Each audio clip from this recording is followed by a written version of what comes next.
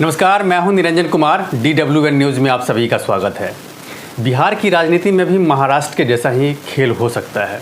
ये खेल चाहे कोई भी करे, चाहे वो आरजेडी करे, बीजेपी करे या फिर खुद नीतीश कुमार ही करे, लेकिन कोई बहुत बड़ा राजनीतिक खेल होने की संभावना है। इसकी कयास पहले भी लगाई गई थी और अब जो है इसकी कयास इसलिए भी लगाई जा रही है क्योंकि जिस तरीके से राजनीतिक घटनाक्रम हुए हैं, चाहे वो महाराष्ट्र में हो या फिर नेशनल पॉलिटिक्स में हो या फिर बिहार में जो चल रहा है, उससे तो कम से कम पूरी तरह से ये साफ है कि आने वाले निकट भविष्य में बिहार की राजनीति में भी कोई बहुत बड़ा गेम हो सकता है।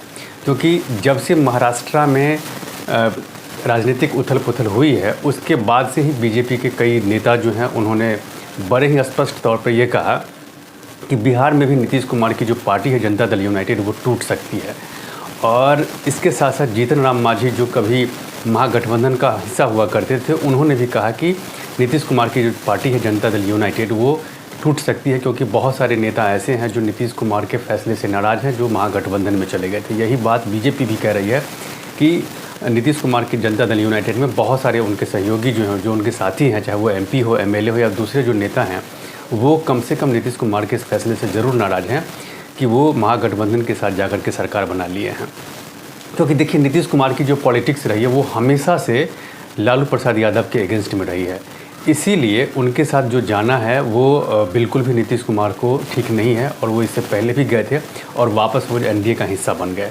अभी संभावना इसलिए बन रही है क्योंकि CBI ने तेजस्वी यादव और उनके परिवार के खिलाफ चार्जशीट दायर कर दी है। ये चार्जशीट जो है वो रेलवे में नौकरी के बदले ज़मीन का जो घोटाला हुआ था उसी मामले में है। तो देर सवेर तेजस्वी यादव को सज़ा हो सकती है और इसकी पूरी संभावना है। जब ऐसा होगा तो फिर नीतीश कुमार क्या करेंगे?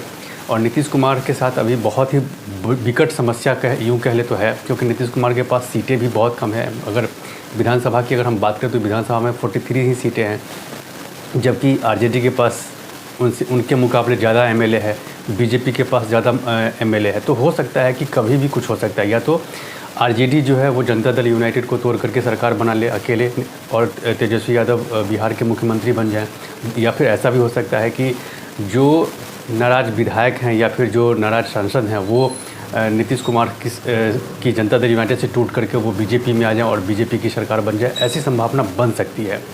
क्योंकि ये इसलिए भी कह रहा हूँ क्योंकि अभी हाल में जो महागठबंधन की जो के साथ जो सरकार चला रहे हैं, उसके बाद विपक्षी एकता की जो बैठक हुई थी पिछले महीने बिहार की राजधानी पटना में, तो उसमें लगभग 17 दल शामिल हुए थे और 17 दल में 15 दल जो है वो तो ठीक है, लेकिन 2 दलों ने अपनी राय स्पष्ट कर दी, जिसमें आम आदमी पार्टी थी। आम आदमी पार्टी ने स्पष्ट रूप से कह दिया कि वो हम महागठबंधन ये विपक्ष का हिस्सा तभी बनेंगे जब कांग्रेस मुझे दिल्ली में साथ देगी, जब कांग्रेस मुझे जो संसद में जो उनके खिलाफ जो बिल आने वाला है उसमें अगर वो सपोर्ट करेगी तो हम इस विपक्षी एकता का हिस्सा हम बन सकते हैं। अब बात है कि जो केजरीवाल क्यों बार्गेनिंग कर रहे हैं उसके बारे में थोड़ा सा मैं बता दे रहा हूँ। क्योंकि दिल्ली में क्या है कि जितने भी जो बड़े अधिकारी हैं उनकी ट्रांसफ़र पोस्टिंग का जो मामला है वो केंद्र सरकार अपने पास रखना चाहती है, जबकि दिल्ली सरकार में अरविंद केजरीवाल खुद रखना चाहते हैं। इसी को लेकर के पिछले कुछ समय से बवाल चल रहा है और इसी को लेकर के केंद्र सरकार जो है वो अगले जो ये मानसून सत्र है इसमें वो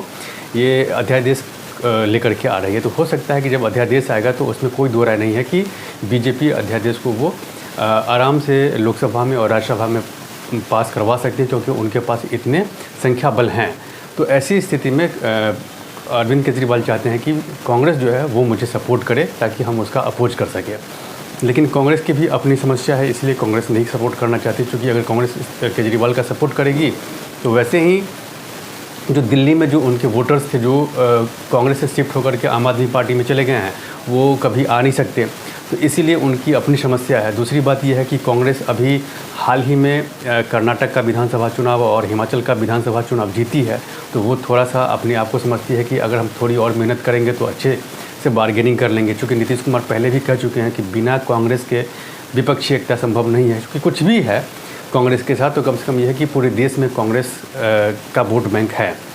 उसके बाद ममता बनर्जी की मैं बात करूं तो ममता बनर्जी ने भी एक तरीके से कह दे तो उन्होंने भी कांग्रेस को अपोज ही किया है, क्योंकि उन्होंने ये कह दिया विपक्षी एकता की जो बैठक हुई थी उसमें कि कांग्रेस जो है ना पश्चिम बंगाल को छोड़ दे, मतलब पश्चिम बंगाल को छोड़ दे तो फिर उनके लिए समस्या हो जाएगी कांग्रेस के लिए। कि कांग्रेस अगर इसी तरीके से हर स्टेट का जो क्षेत्रीय दल है वो अगर उनसे ये कह दे कि आप मुझे छोड़ दीजिए, तो फिर कांग्रेस जाएगी कहाँ। ये कांग्रेस के नेता ने भी सवाल किया, जैसे आम आदमी पार्टी ने भी कह दिया था कि कांग्रेस दिल्ली और पंजाब को छोड़ दे तो हम किसी और स्टेट में चुनाव नहीं लड़ेंगे। इसी तरह ममता बनर्जी कह रही है कि आप बंगाल में मत चुनाव लड़िए। तो ये विपक्षी एकता बनने से पहले ध्वस्त हो रही है। और नीतीश कुमार जो सोच के चल रहे थे कि बिहार की जो लोकसभा की सीटें हैं 40 सीटें, उसके बाद पश्चिम बंगाल की सीटें हैं, फिर उत्तर प्रदेश की 80 सीटें हैं, इसके साथ साथ महाराष्ट्र को भी वो इंक्लूड कर रहे थे कि महाराष्ट्र भी है, अगर हम विपक्षी एकता मिल करके अगर चुनाव अच्छा जीत लेते हैं, अच्छी खासी सीट जीत लेते हैं, तो केंद्र की जो नरेंद्र मोदी की सरकार है उसको हम गिरा देंगे। लेकिन ये जो विपक्षी एकता की पहली बैठक हुई, उस बैठक के बाद ही महाराष्ट्र में खेल हो गया, पॉलिटिकल क्राइसिस हो गई वहाँ पर। और इसके बाद ही नीतीश कुमार ने को लेकर के ये कयास लगाए जाने लगे कि जो जनता दल यूनाइटेड के जो नेता हैं वो भी कभी भी टूट सकते हैं और टूट करके वो किसी और दल में शामिल हो सकते हैं। मतलब सीधा सीधा ये कहना है कि वो बीजेपी में शामिल हो जाएंगे। जो नेता आरजेडी में जाने से नाखुश हैं उसको लेकर के ये कहा जा रहा है। इसके बाद ही नीतीश कुमार ने अपने आवास पर एक एक करके नेताओं से मुलाकात करना शुरू कर दिया। इसी बीच अपने एनडीए में जो उनका साथी हुआ करते थे, उप मुख्यमंत्री थे सुशील कुमार मोदी, उनसे भी नीतीश कुमार ने मुलाकात की है। कुमार भी गेम प्लान कर रहे होंगे कि अगर वैसी नौबत आई, अगर चार्जशीट जिस तरीके से तेजस्वी यादव पर के खिलाफ हो चुका है, तो वैसी नौबत आई तो हम एनडीए के साथ हम आ जाएंगे। इस तरीके का अभी वहाँ भी गेम चल रहा है। तो बहुत ही सिचुएशन जो है वो मतलब बिहार में गंभीर बना हुआ है। दूसरी तरफ ये है कि आरजेडी चाहती है कि जल्दी से जल्दी तेजस्वी यादव की ताजपोशी हो जाए एज ए चीफ मिनिस्टर। चूँकि नीतीश कुमार खुद ही कह चुके हैं कि हम 25 का चुनाव तेजस्वी यादव के अंडर गाइडेंस में लड़ेंगे। इससे भी जनता दल यूनाइटेड के बहुत सारे नेता नाराज़ हैं। दूसरी बात यह है कि विपक्षी एकता की पहली बैठक पटना में हुई है, दूसरी बैठक अब बेंगलुरु में होने की बात कही जा रही है। अगर दूसरी जो बैठक होगी, अगर वो बैठक होगी तो मोस्ट प्रोबेबली ये है कि नीतीश कुमार को विपक्षी एकता का संयोजक बना दिया जाएगा। अगर ऐसा अगर हुआ, चांसेस ज़्यादा हैं, अगर ऐसा हुआ तो लालू प्रसाद यादव वो तुरंत दबाव देना शुरू कर देंगे कि भाई अब आप केंद्र की तरफ देखिए और यहाँ पर जो है ना ये पोजीशन तेजस्वी यादव को दीजिए। तो नीतीश कुमार बिल्कुल भी नहीं चाहेंगे कि तेजस्वी यादव को इतनी जल्दी मुख्यमंत्री बनाया जाए। हालांकि आरजेडी चाहती है, जबकि तेजस्वी यादव कह रहे हैं कि जो मतलब हमें इतनी जल्दी नहीं है, लेकिन अंदर से तो उनका है कि किसी तरीके से वो मुख्यमंत्री बन जाए। तो इसी गेम प्लान पर अभी पूरा लगा हुआ है बिहार। दूसरी तरफ एनडीए में शामिल कराने को लेकर के भी चर्चा चल रही है चिराग पासवान को, क्योंकि चिराग पासवान से नित्यानंद राय ने मुलाकात की है। तो इससे ये संभावना जताई जा रही है कि चिराग पासवान देर सवेर जो है वो एनडीए का हिस्सा बन जाएंगे, क्योंकि चिराग पासवान के कारण ही पिछले चुनाव में, विधानसभा के चुनाव में बिहार में नीतीश कुमार की जो पार्टी जनता दल यूनाइटेड, उनको बहुत कम सीटें मिली थी, बहुत कम सीट जीत करके वो आए थे। क्योंकि सारा नुकसान जो है उन्होंने कहा कि जो चिराग पासवान के कारण हुआ और इसके पीछे बीजेपी थी। तो अब बीजेपी के साथ समस्या है कि अगर बीजेपी जो है वो अगर महागठबंधन के साथ रहती है तो पार्टी टूटने का डर है, और अगर बीजेपी के साथ अगर आती है तो फिर जो है वो चीज़ नीतीश कुमार को का जो रुतबा था वो रुतबा नहीं मिलेगा। हो सकता है कि उनको चीफ मिनिस्टर पद का यहाँ भी नुकसान हो जाए। तो ये सोच रहे हैं। दूसरी बात यह है कि अगर महागठबंधन में रह करके अगर नीतीश कुमार अगर लोकसभा का चुनाव लड़ेंगे या फिर अगला विधानसभा का चुनाव लड़ेंगे, तो जितनी सीटें वो बीजेपी के साथ बार्गेनिंग कर ले रहे थे वो वहाँ पर नहीं मिलेगा।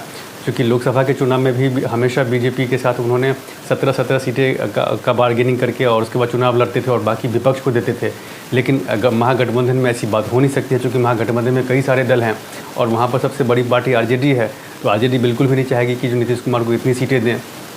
तो बहुत सारी चीज़ें हैं जो बिहार की राजनीति में भी चल रही है।